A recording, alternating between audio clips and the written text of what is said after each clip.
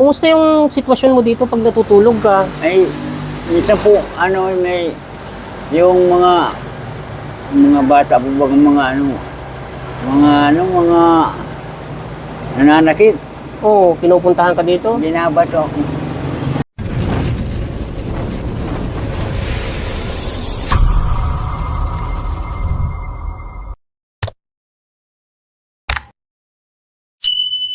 Magandang araw mga kasinag. Ngayong araw ay dumating na yung parcel na hinihintay natin at ito ibibigay natin doon sa, kung natatandaan ninyo, yung na-vlog natin. Doon natin ito ibibigay kasi wala siyang matulugan. Kaya ito na lang muna yung ating ibibigay. Andito na yung kanyang tulugan. Sana ay magustuhan ito ni Kuya. At siguro naman ay magustuhan niya ito para mas komportable yung kanyang pagtulog kasi nakita natin noon na baak-baak na styrofoam lang yung kanyang tulugan. Sana ay magustuhan ito ni Kuya na ating pagbibigyan. At pag uwi natin sa diet, saka natin ito ibibigay. Oop. Yan. Susuot siya dito para pala itong bulsa. Pwede din itong, ayun. Susuot siya dito. Alright, komportable na. Komportable yung tulog ni Kuya. Kahit umulan, kahit paano, hindi siya mababasa kasi parang, para siyang, tawag dito sa telang ito? Kapote. Para siyang parachute. Nagtatagulan na. At nakakaawa naman kung umuulan siya yung mababasa. Kaya sana, magustuhan ni Kuya. Alright. Magandang gabi mga kasinag. Ngayong gabi na. Alas 10 na ng gabi. Pupuntahan natin si Kuya kasi kanina medyo naarambon at ngayong gabi dadalhin natin yung kanyang tulugan. Sana yan dyan siya.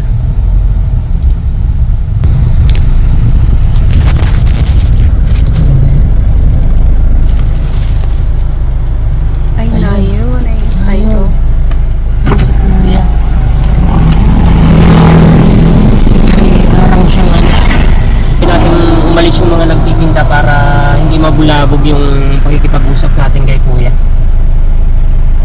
Titingnan natin kung ano pa yung nangyayari na kay Kuya.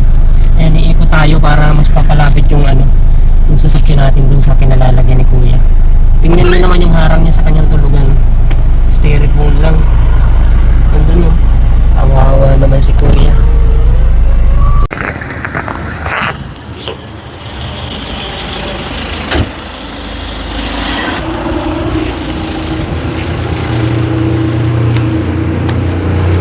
Hello Kuya, magandang gabi.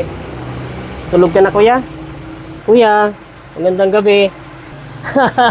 Natatandaan mo ako? Natatandaan mo po ako? Ay, pasensya ka na, naabala kita sa pagtulog mo. Ako yung pumunta dito sa iyo nung nakaraan. Oo. Opo.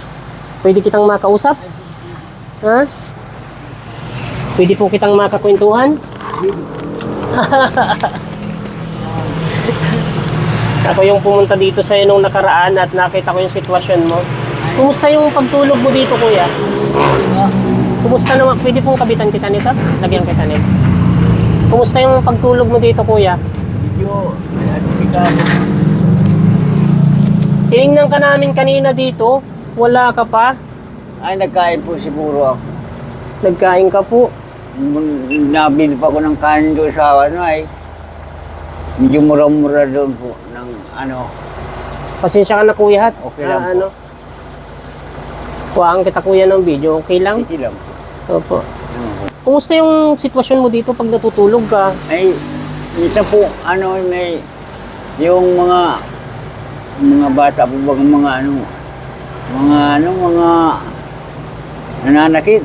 Oo, pinupuntahan ka dito. Binabato ako. Ano nga ang pangalan mo pala, Kuya? Hindi kita... Jose po. Jose ano po? Alinyar po. Jose ano po? Alinyar. Alinyar? Jose Alinyar. Kuya, naitanong ko sa'yo na nakaraan, nasaan ba yung mga anak mo talaga? Nasa po, San Pablo. Malalaki na sila? May asawa na po. May mga asawa na? Alam nila yung kalagayan mo dito sa, dito sa lugar mo? Ngayon po siguro hindi nila alam Pero alam nila na naghihirap ako. Alam nila, hindi kayo nila pinupuntahan, hindi kayo nila hinanap. Wala pa yung mga kwaro din, wala mga kwarta. Walang kwarta. Okay. Yung asawa mo, alam niya na ganito yung Ay, may kalagayan? asawa na po. May asawa na din, ano? Yung kalagayan. Oo. Kaya nga kami ni Mrs. nung makita ka namin dito, sabi ko babalikan ko si Kuya para makita ko yung kalagayan mo. Kasi wala ka iba kuyang ano, wala kang mga kapatid o kamag-anak. Patay na po lahat yung kapatid ko po, patay na. Saan po talaga yung lugar mo? Dito rin po. Dito talaga sa Daet? Pero saan nakatira po kami sa Mercedes dati. Sa Mercedes. Bakit hindi ka kuya, wala kayong lupa na mapapagbahayan sa Mercedes? O para hindi ka sa ganito, para gumawa tayo ng kahit pa paano kubo-kubo? Wala po. Sa barangay sana, dati po, noong medyo malakas pa ako, hindi pa ako ganito. Tanod ako doon sa amin sa Gabuk. Saan po? Gabuk sa, ano po? Mercedes po. Sa Mercedes. Barangay Gabuk. Barangay Gabuk. Gabuk. Kaya sabi ko, pwede kami dumaan. Ang problema lang, pwede ako naman kubo-kubo. Opo. Kahit sa, ano, Opo. kahit sa barangay lang. Oo. Kaya lang, ano po ang hanap buhay mo naman doon? Ang problema nga lang po, yan lang hanap buhay. Hanap buhay. Ano kuya yung ibang mong alam na hanap buhay bukod sa... Wala po, kuhan lang. Marami po hanap buhay, kaya naalam. Kaya lang, ang problema lang, yung ano po na, yung lakas na. Wala Opo, na kayaan. Dahil ito po ay patay nitong, ano, ibig sabihin na Pero naigagalaw mo pa naman siya. wala po. Wala na. Hindi ko na ito naihawak. Talagang sadyang pilay na ako. Buti hindi ka pinapaalis dito kuya kapag gabi. Ay, hindi naman po yung may-ari, mabait naman po. Opo, at saka kahit pa paano nababantayan Saka ng lugar nakikita nila. nakita niya rin yung kalagayan ko po na wala ko lang mapupuntahan. Gusto nga sana kitang bigyan ng bilhan ng tent kahit pa paano ay tent. Kaya lang sabi ko, Ay, mawawala lang. opo, mawawala. Pero may binili ako sa iyo diyan kuya na alam kong hindi mawawala. Opo, ay wait lang kuya. Kukunin ko lang po ha. Wait lang kuya.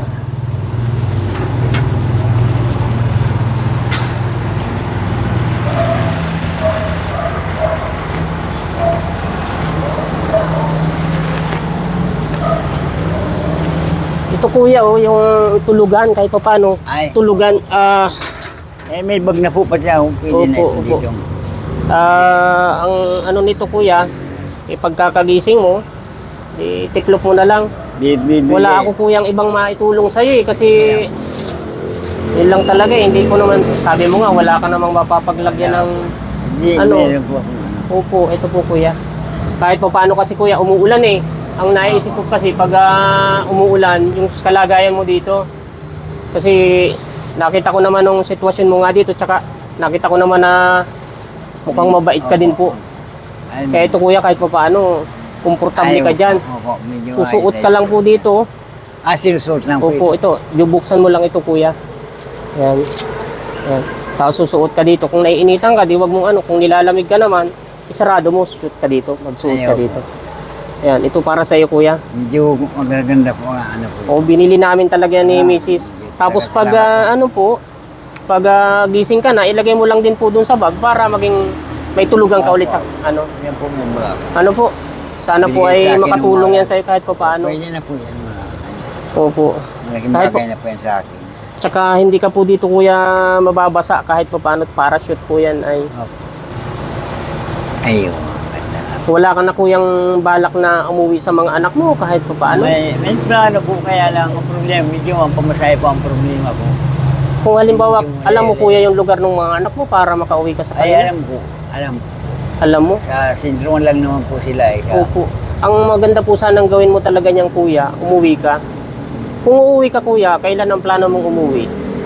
Ay, ano po dapat. Kailangan kasi mauwi ako. Meron kailangan may sigurado akong ano. May ano din ako. Siyempre, iba rin ang kalagayan ng anak ko. Opo. Kaya gusto ko sabi ko, nag-iisip ako na bago ako umuwi, makaipon muna Opo. kahit konti. Opo. Magkano kuya yung ine-expect mong maiipon mo bago ka umuwi? Ay po mga 2,000, 1,000, ganyan na. Pamasahe at saka pagdating ko doon, kailangan meron pa ako. O kung bibigyan kita kuya ng 2,000, uuwi ka. Hindi ko na po alam kung magkano ngayon pamasahe. Opo. Kasya na po yun. Kasya Kasya na po, opo. Kahit pa paano pagdating mo doon. Kung ganito kuya, yung tansya mong araw na gusto mo talagang umuwi doon sa mga anak mo, kailan yung gusto mong umuwi? Ay, siguro kung mga, kailangan ko kasi siguro mga bagong mag-isang linggo ganyan. Ganyan. Kung bibigyan kita ng 2,000 ngayon, uuwi ka na sa mga anak mo. Eh, malamang ba kahit bukas, uwi po. Bibigyan kita kuya ng 2,000 na hinihingi mo para makauwi ka na doon sa mga anak mo at para magkasama-sama na kayo. Nakakahawa yung kalagayan mo dito kuya. Sa bagay po talagang, ako nga naawa talaga ako sa sarili ko dahil ang inisip ko kung sakasakali man, pag nagkakasakit ako, Yun na nga po. yun ang inaano ko na hindi talaga Opo. Kaya ang pinakang naisip ko talagang magandang paraan na magawa para sa iyo ay yung mabigyan ka nga ng kung gusto mong umuwi, kung magkaano yung gusto mo. Sabi mo, 2,000. Bibigyan kitang 2,000 para makauwi ka na sa mga anak mo. Okay lang po ba yung kuya?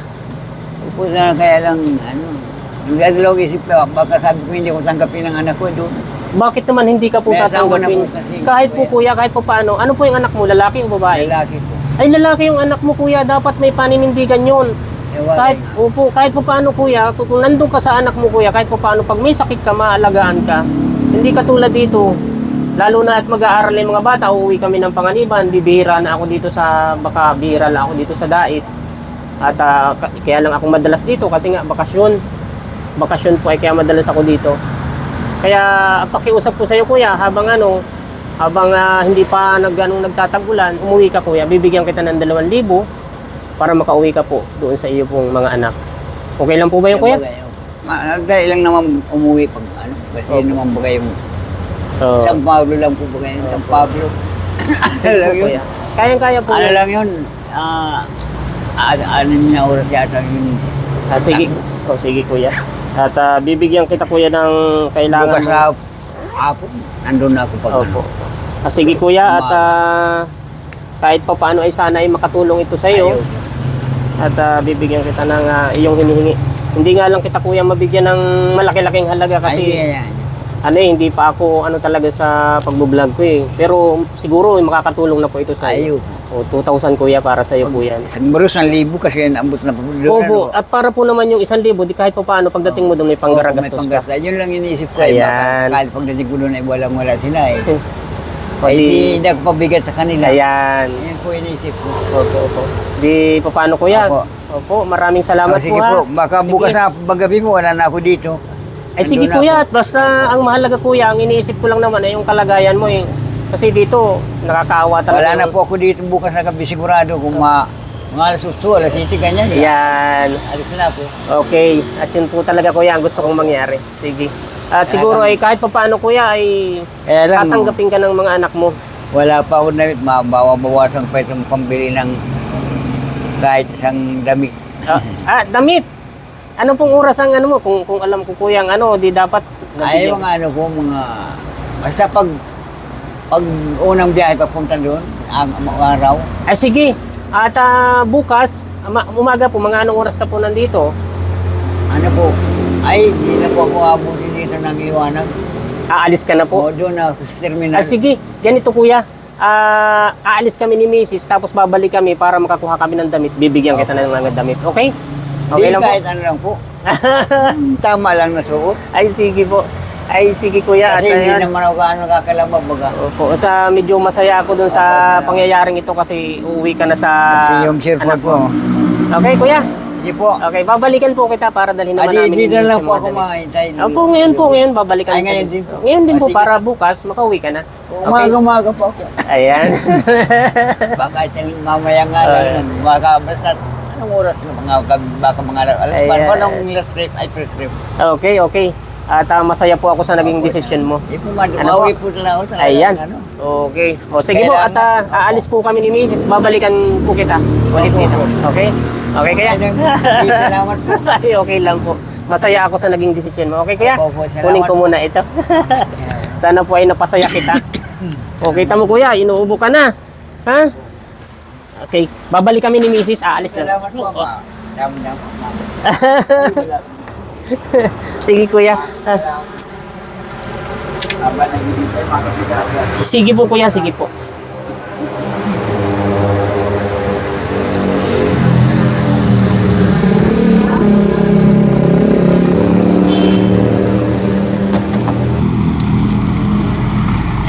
babalik natin ng damit si kuya. At uuwi na daw siya. Binigyan ko na siya ng pamasahe para makauwi na siya dun sa mga anak niya. Gusto niyang umuwi. Pag hindi nila tinanggap. Tingnan mo naman yung kalagayan ni kuya. Oh. O paano hindi natatanggapin? Halos hindi makalakad. Grabe naman. Tara. Kukuha tayo ng damit sa bahay. At babalikan natin. Wala daw siyang isusuot ay. Kukuha muna tayo ng damit sa bahay na pwede ni kuyang maisuot dahil babiyahe siya ng umagang-umaga papunta dun sa kanyang anak. Dito na tayo sa bahay. Kukuha muna tayo ng ilang perasong damit ni kuya para madala natin dun bago siya magbiyahe. Para kahit pa paano maayos yung kanyang kalagayan. Ano?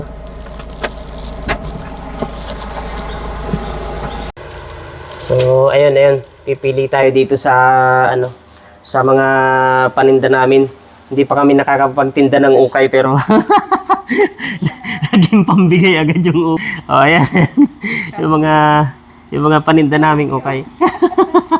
Ayan, sana baka naman malaki kay kuya yan. Ito yung pinakamaliit. Small. Ayan pwede na yan. Ayan. Mga 2 pirasong t-shirt lang daw. 1 piraso nga lang daw hinihingi at sana yung magkasya talaga. Oo, para pagdating niya doon may pamalit si kuya. Na-adjust yan, may zipper yun. Galin. May. O, ayan. Hindi pa tayo nakakapagtinda. May utang kaagad ako kay Mrs. doon sa kanyang negosyo. O, i-charge mo sa akin yan. Kasi magkaiba naman yung pambigay doon sa negosyo. Kaya, babayaran din natin yung kinuha natin ditong mga damit sa paninda. Bibigyan daw ako ng discount. Balik na tayo kay kuya. Tayo, may nag-uusyuso na yata kay kuya. Yari dyan. Mga tricycle driver pala. Ayan, mga tricycle driver.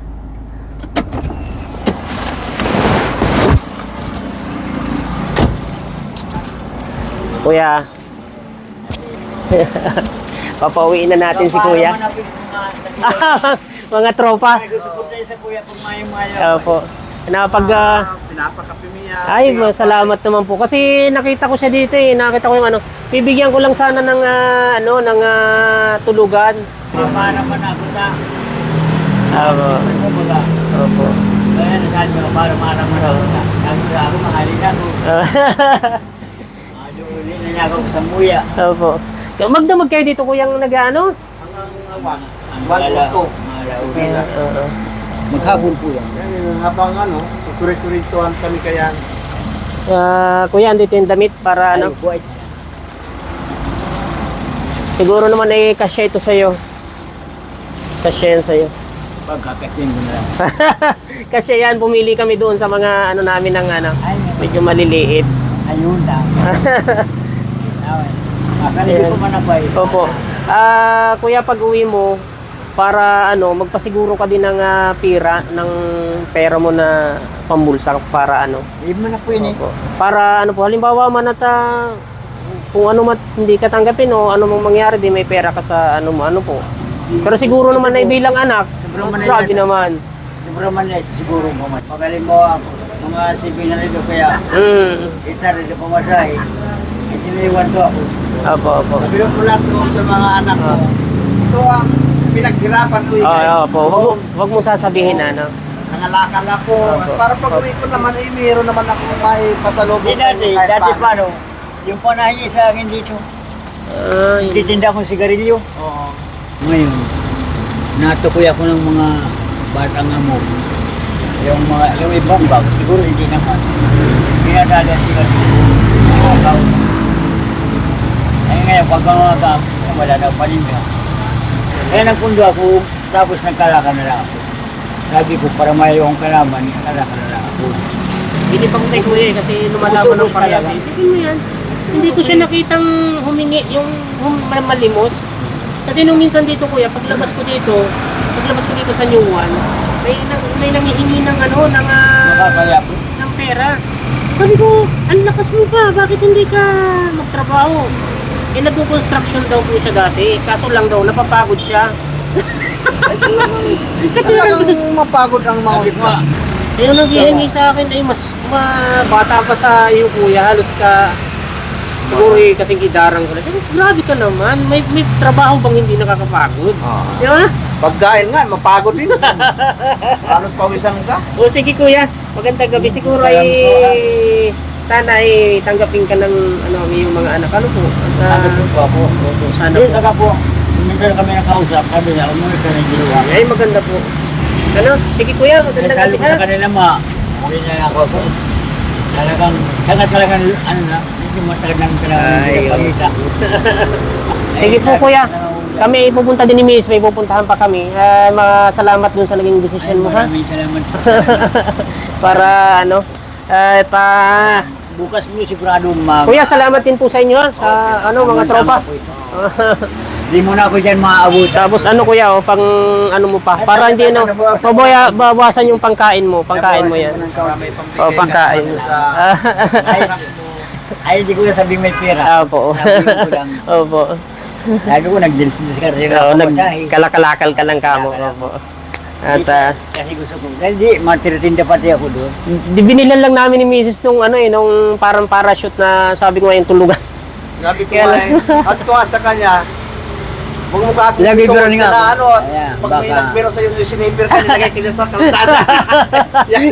tulog na tulog yung nasa gitna na. Sabi ba, ano ba yung itong gumagalaw nito? Hindi ang po yan, kapag umuulan, pag nasiper mo siya, hindi ka naman Hindi mababasa. Opo, hindi ka na po bumabasa.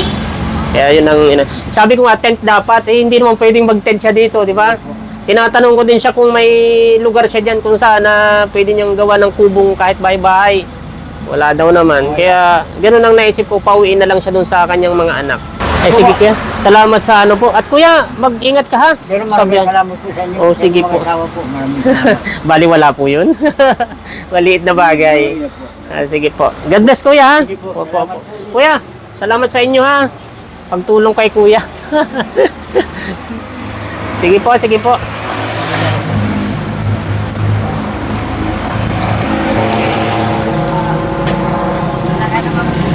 Kakalawin na rito sa San Pablo. Nakikita na yung kanyang anak. Opo. Sige. Punta na po kami. Punta na po kami. Kuya, salamat ha. So, ayun mga kasinag. Medyo masaya tayo ngayong gabi kasi yun. May isa tayong tao na naman na napasaya. Siyempre, kapag may tao tayong napapasaya, siyempre, mas higit yung ating kasiyahan. Diba? At medyo matagal-tagal na din naman daw si tatay na hindi nakakauwi dun sa kanyang anak. Nasa 9 years na din daw. Kaya saktong-sakto yung ating na sana ay maging maganda yung pagkikita nilang mag-ama. Alright? At hanggang dito lang tayo mga kasinag. Sana po ay suportahan nyo ako sa aking mga ginagawang vlog. At pa-subscribe na din po sa ating YouTube channel. At yun po, hanggang dito lang tayo mga kasinag. Magandang gabi po sa inyong lahat. Mabuhay!